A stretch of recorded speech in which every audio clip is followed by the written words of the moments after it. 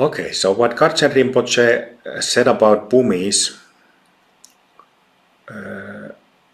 Mike, can you get also the source? Yeah. So Garchen Rinpoche explains Bhumis. As Milarepa has said, Milarepa was a famous Tibetan yogi, Mahasiddha.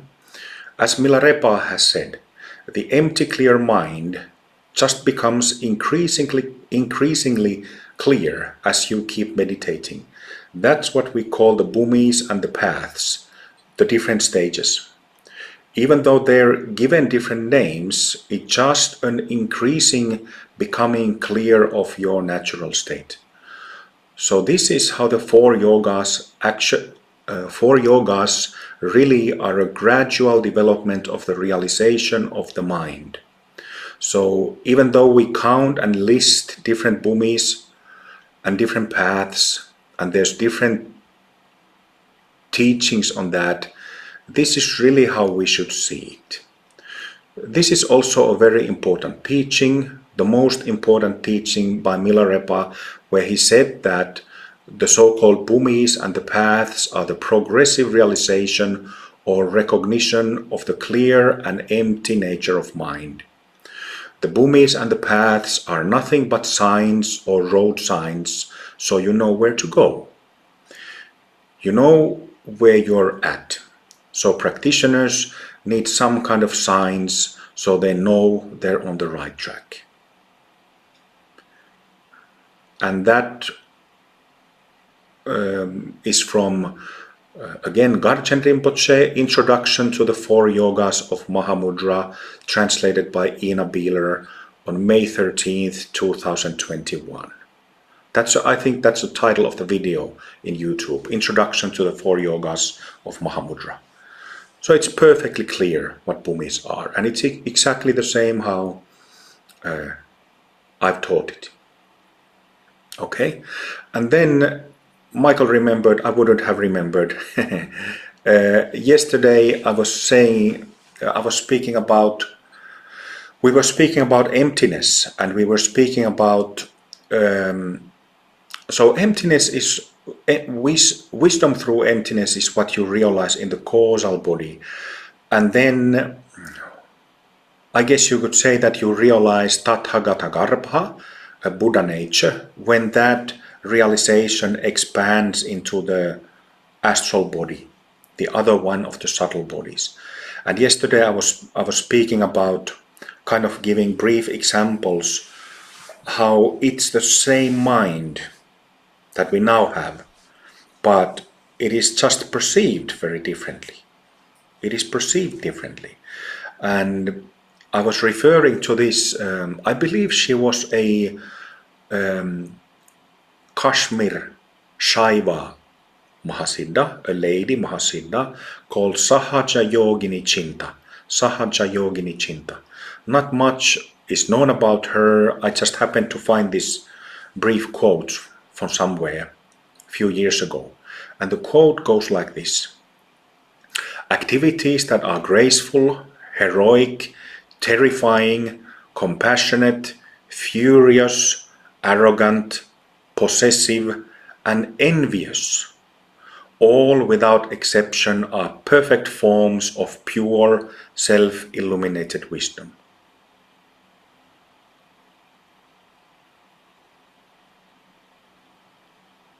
Graceful, heroic, terrifying, compassionate, furious, arrogant, possessive, envious, all without exception are perfect forms of pure, self-illuminated wisdom. The first time I saw that quote, it was like, bong, like, brilliant. Because usually when true nature and functioning of the mind, when it rests in true nature, basic nature, when it's described, nothing is said about terrifying, furious, arrogant, possessive, envious. It's usually just like happiness, kindness, loving, compassionate. And I was briefly mentioning Jesus' example of him turning over the tables in the temple because he got so furious about what was taking place in a holy place, or what was supposed to be a holy place. So this is a very, very unusual quote, but it's very easy to misunderstand. Very easy to misunderstand, and there has been teachers. I would assume that in historical times as well as in recent times, there has been teachers who consciously, misinterpreted such things, called their teachings crazy wisdom or whatever, and then did very crazy and abusive things. Not as Mahasiddhas, but as samsaric beings. But what happens there, of course, is that when you throw a boomerang as a samsaric being, it will come back with twice the force right at you. So karma is flawless in that sense. It's coming back. So that's the when we read such quotes, we need to understand that our mind and our energy needs to be established 100% fully and perfectly in this pure self-illuminated wisdom, in this basic state. And then this graceful, heroic, terrifying, compassionate, furious, arrogant, possessive, envious, then that becomes true. But for samsaric beings, being arrogant, possessive, envious, they make us feel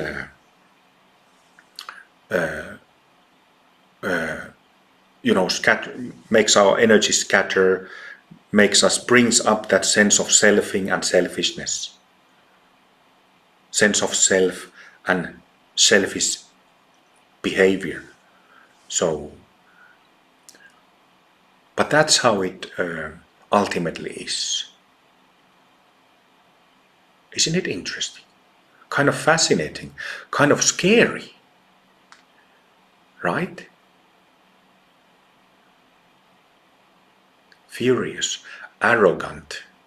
How arrogance can be a perfect expression of Buddha nature, of wakeful nature.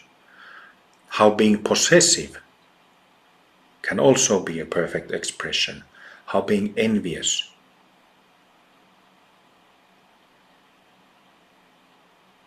But that's how it is. I haven't established myself 100%, but I have established enough to see that that statement by Sahajayoginicinta is perfect. It's complete. And what is lovely about that quote is that, like I said, that you can find lots of material about happiness, kindness, love, compassion, but it gives a very one-sided and thus limiting view about Buddha nature. And that's actually an interesting point because, there is a term, like this term rainbow body. And visualizing rainbows, just like we do in Rainbow Body Yoga, we visualize these 5 basic colors. You can visualize them or visualize rainbows in bright color or in lighter, shade of the 5 basic colors. You can be very creative with it. But that's not the full scope of colors at all. Where is black? Where is absence of light? So,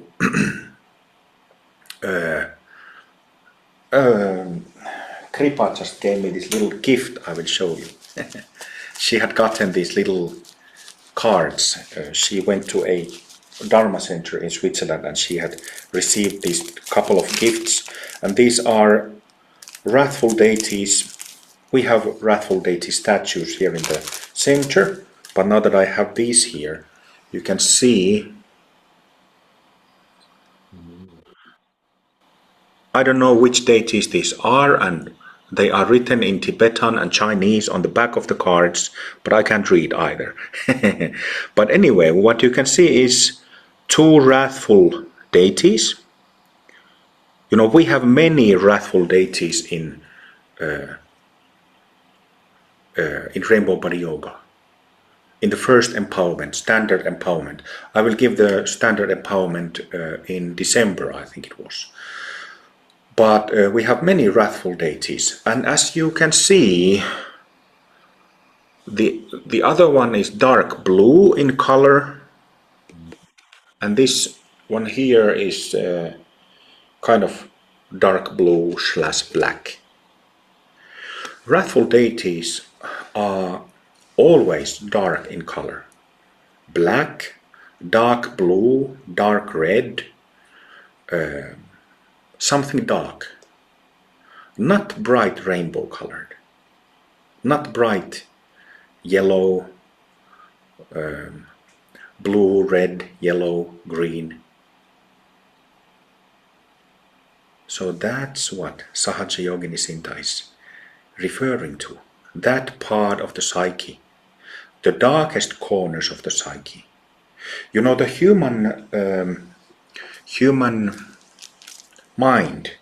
Mind is such a limited term, because when you say mind, we think that it's something that thinks. Okay, but the human mind, psyche, it's such a complex, extensive system. And what I mean by that is that the energy, subtle body, where did I put the other one? The subtle body of a human being has a full range from the lowest of hells to the highest of heavens, and everything in between that we learn from in Buddhist theory. We speak of 6 realms, 6 realms of transmigration. Hell realms, human realm, hell realm, animal realm, hungry ghosts, human realm, then demigods and gods. 6 realms, 6 basic realms. And then these 6 kind of branch out to many more variations of the 6 basic realms. And we have all the realms inside us, all these dimensions. What does that mean? It means that we can be in human form because of that wide range. We can be God-like, like these very powerful beings, but not Buddhas. Very, very powerful, so can be on the side of light and goodness, but still not realized, not awakened. So godlike. Demigods mean being like these power beings. I'm following in Facebook, I'm following a couple of these world's strongest man champions. Brian Shaw, Eddie Hall, and so on. And they're kind of like demigods, you know, these massive guys who are just huge and strong and warrior-like. Lots of energy, lots of power. That's a pretty good comparison, like a human example of a demigod. And then on the other end of the 6 realms and these 6 classes of beings, hell realms. Small little demon critters, big proper demons. Then there is a class of ghosts, hungry ghosts. And we all, each one of us has the psychology of these beings from gods to demons inside us. In the human world, it's an interesting world because we have examples of all these. We have plenty of demons. In history we can see Adolf Hitlers and Mao Zedongs and serial killers. Clearly demonic behavior. All the dictators, tyrants, clearly demons. Demon-like behavior in human form. Hungry ghosts. We have addicts everywhere. You probably have addicts in your relatives, alcoholics, drug users, addicted to something, using some substance or some activity to get high. So the point is that we can develop all these kind of qualities. We can cultivate or create karma for ourselves by using our free will, by making decisions that then will take us to certain direction. Right? That's what happens to us, has happened to us. And as practitioners, we are trying to become aware and interrupt that accumulation of samsaric consequences, samsaric karma, that will, like I used the analogy, it's like a boomerang that you throw with our reactions in our daily lives, morning to evening, especially when we are tired, we are tested, we are going through some difficulties in life, and we react very quickly. We are throwing boomerangs with our reactions, and they are coming at us sooner or later, back at us. So we are trying to interrupt that with dharma. Stop it from happening, and do something that gets us out from that repetitive wheel. So what was I talking about? 6 realms. Yes, so the rainbow colors and the black light or dark shades. So we all have that. We all have all of that in our psychology. This makes being human, as far as I know, maybe there are in some alien worlds that I can't say anything about or much about, but maybe there are some aliens who have something similar. But that's what makes humans as species so unique and extraordinary. So when we purify our minds, when we purify our Bhumis, it means, as you know, practically that there are the 18 centers around the body and head, and then after 1 year of practice you can take also the 7 centers in 4 limbs that correlate to the 6 Bhumis, 1 through 6. So you can take these centers in the limbs also.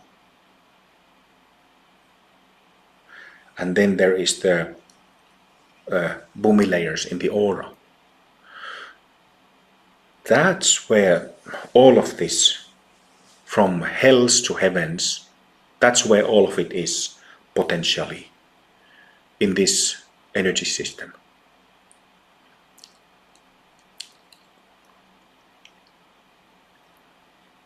So we are, as you, a very basic, what happens to all of us is having dark nights. Dark night. It's originally a Christian term, but has been taken into use by Buddhist meditators also. Going through these dark, rough, rocky periods in practice where negativity and this anger and all the stuff that we have suppressed comes up. You are working through hells. With depression, you're working through one kind of hellish realm and experience. One kind of hellish experience. Having like a really dark grey depression, and that's a hellish experience. Correlating to a realm that exists. A realm with physical beings suffering from it and non-physical beings suffering from it. Then, in my experience, this year I have had dark nights with hells that even demons are scared of. Such hell realms that there is a little bit of, figuratively speaking, because it's not really not like a physical world, it's like an astral world, non-physical realm, but figuratively speaking, having a little bit of air to breathe, but it's always too little. Always too little. So you're gasping for air all the time. Same with light. There is just tiny amount of light, but you can't see anything well. And it's just like this uncomfortably hot desert. Uncomfortably hot all the time. So you have this, you're like burning all the time.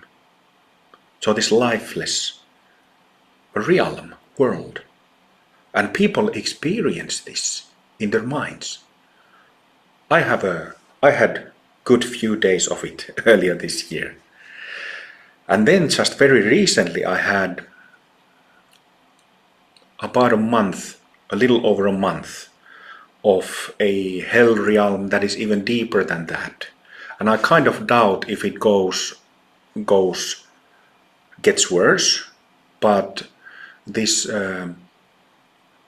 the mind state of it is meaninglessness, experiencing total meaninglessness. It's just black, lifeless, meaningless. Forget hope. That has been forgotten a long time ago. But this total meaninglessness. And there are people who experience that too, isn't it? And these two, that in my experience are the lowest two hells. Maybe I'll learn a new hell next week. But people experience, live, people have these experiences, can be for a week, for a month. Some can live in that for years. Right? People who then go see doctors and then they get medicine for whatever diagnosis the doctors or psychiatrists are able to give, and then the medicine might work or not. People experience such things. But my point was that even demons are afraid of these lifeless, dark places.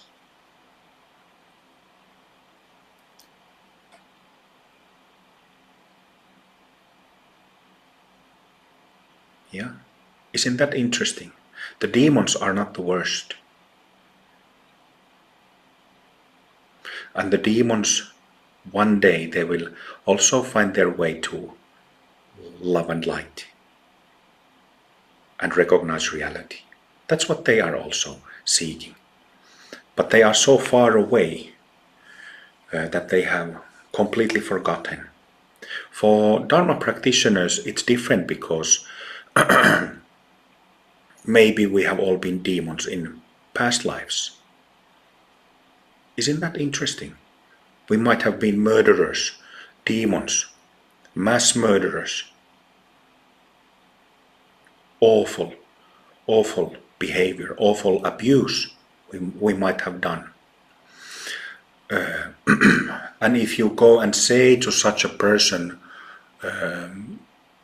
you go and speak about reality or awakening or love, they might be so entangled with their psychopathic, sociopathic habit patterns that it feels completely strange to them. Speaking of wakeful nature or God, they laugh at it. Although their origin, even their very pulse and breath at this moment, is from God, is from love, is from Buddha nature. But for Dharma practitioners, it's very different because, people seek because they have had enough of that negativity, of those little tastes of hell, little tastes of, well, many practitioners have been proper addicts, drinkers, drug users, having some proper addictions. But anyway, people have had enough of that, because it is, like Buddha said, it is unfulfilling. Unfulfilling. You cannot be really, can't find peace, can't find lasting enjoyment, lasting ease through momentary experiences, momentary pleasures. Right? So that's why people seek a solution that is better than drinking a bottle of wine on Saturday evening, or, having affairs, having orgasms, and so on.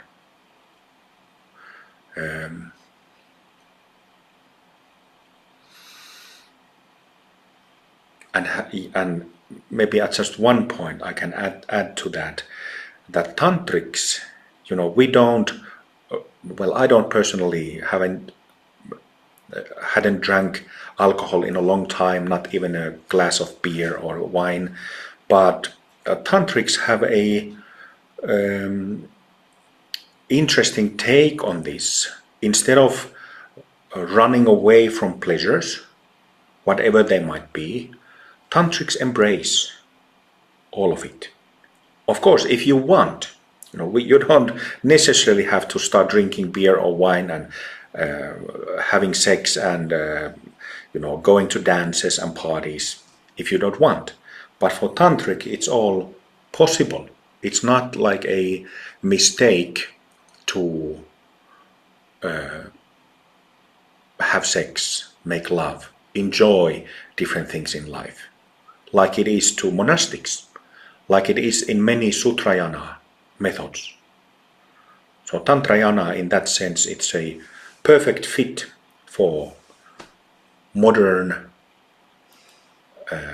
people who are householders. I don't think the monastic system will ever take a foothold in the world, in the Western world. Whether Buddhist monasticism or other, I don't think it ever will happen. We are so well established in this householder system. And Tantra is a good match for it. Good match.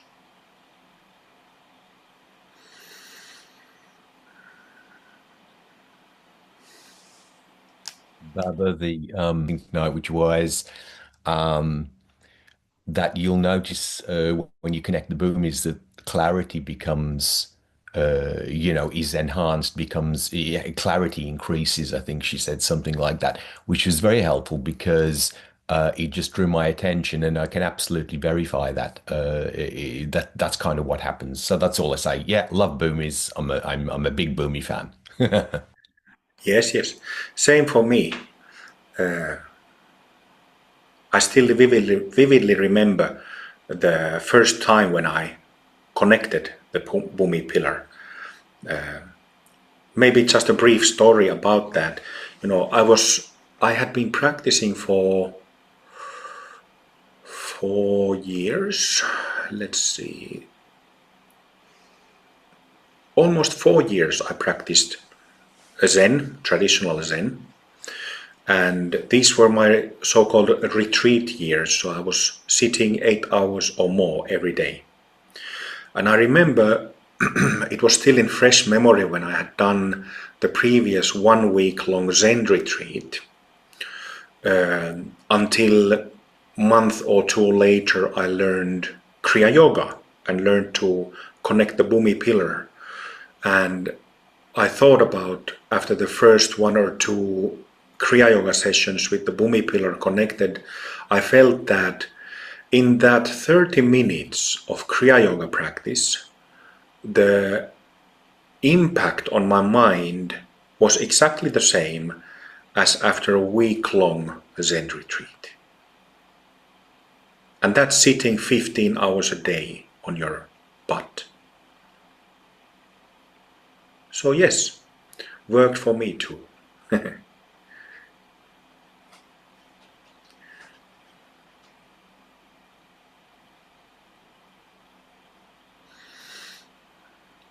And that's of course another forgotten technique. You know, think about it. Everybody, all Buddhists, Hindus, practitioners, non-practitioners, every single person alive has a Bhumi pillar. And then most yoga systems, 7 chakras in the spine and the crown. Right? Some yoga systems, 3 chakras in the spine. Some yoga systems, 5 chakras in the spine.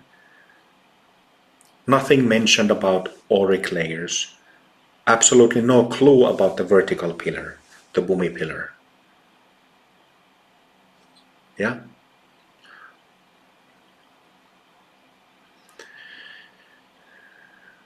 And also for acharyas, or those who will become acharyas, it is necessary to know something about, you started saying about Bhumis.